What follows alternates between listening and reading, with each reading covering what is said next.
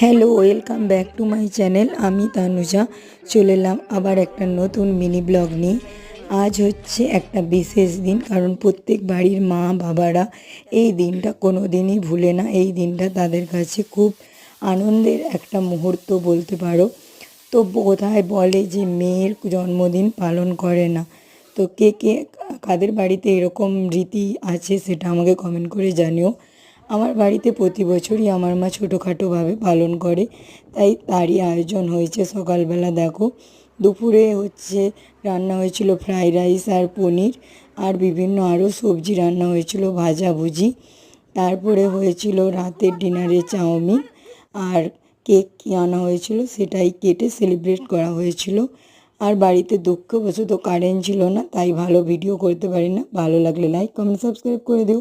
আর জন্মদিনের জন্য মা আমাকে এই চড়িদার পিসগুলো কিনে দিয়েছে।